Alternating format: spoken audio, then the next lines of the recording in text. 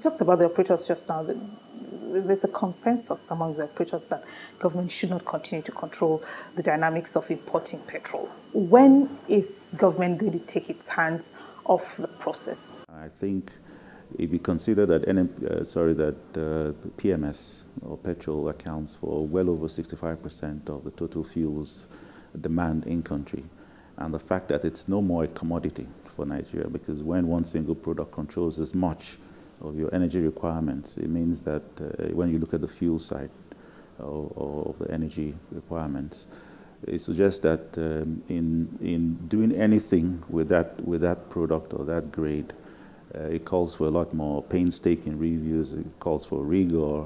It calls for several considerations, because it assumes more than just a commodity status. It's now, it has social implications, it has economic implications, it has potentially political implications. And therefore, it means that we need to not repeat the mistakes that we made with PMS. And that's why, an easy answer I would say would be that this particular one will take some time. But the government is aware, government is working on it, government is thinking of it.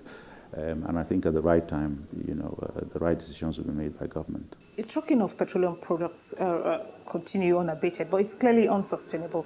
What is the corporation doing to ensure the development of oil and gas infrastructure for more effective distribution of products across the country?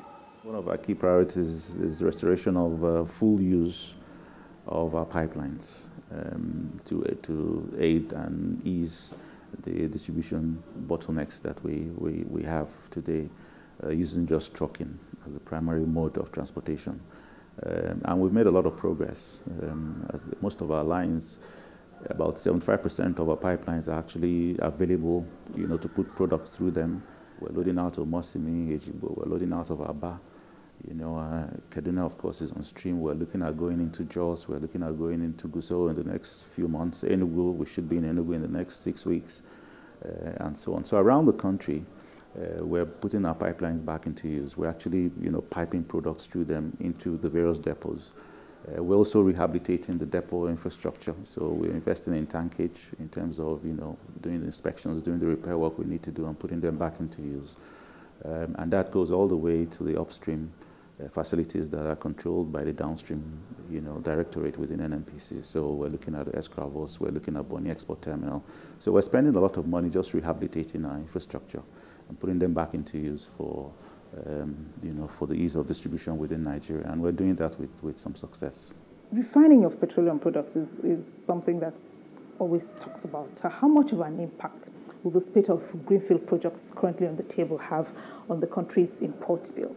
More refining capacity we have in-house, the less dependent we are on imports of finished petroleum products.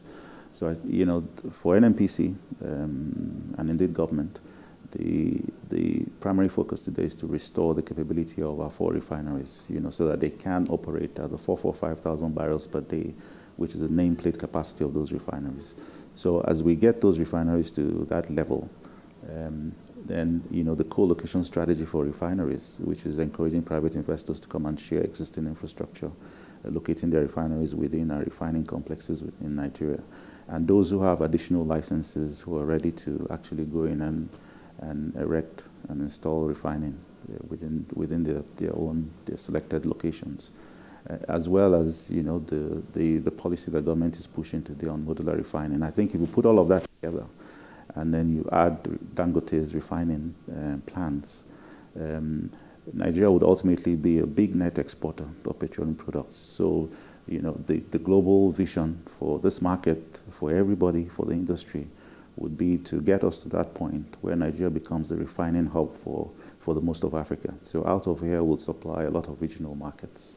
Do give us an insight, if you would, into the repair, operate, and maintain agreement on the Port Harcourt refinery, which the NNPC reached with NAOC. There's still, a bit of work to be done to close out on all those deals, but we're excited that there's private sector interest in investing in the refineries, and those are, it's more of a funding arrangement, so these third parties come with their own capital, they invest in, they upgrade, and ultimately they'll recover their investments through the incremental production coming out of the refineries. That's that's the best move we've seen in several years on that front. We're extremely excited about it, and we believe we're also talking to the right people. There's been a considerable number of expressions of interest, so there are even other parties that are also looking at investing in those assets, working with us. Would it have solved all of this problem if government had sold the refineries to, say, the companies that bought them in the twilight of the Obasanjo administration? Would it have solved some of the problems? We couldn't put our money on it because, when those deals ultimately were reversed. So nobody can say for sure what would have happened. But as you go around the world, there are loads of occasions when private investors take over refineries and they make good use of those investments. You would also see, cases where private investors take over government refineries and they turn them into storage, purely storage facilities. You'd also see cases where people take over refineries and they mothball them.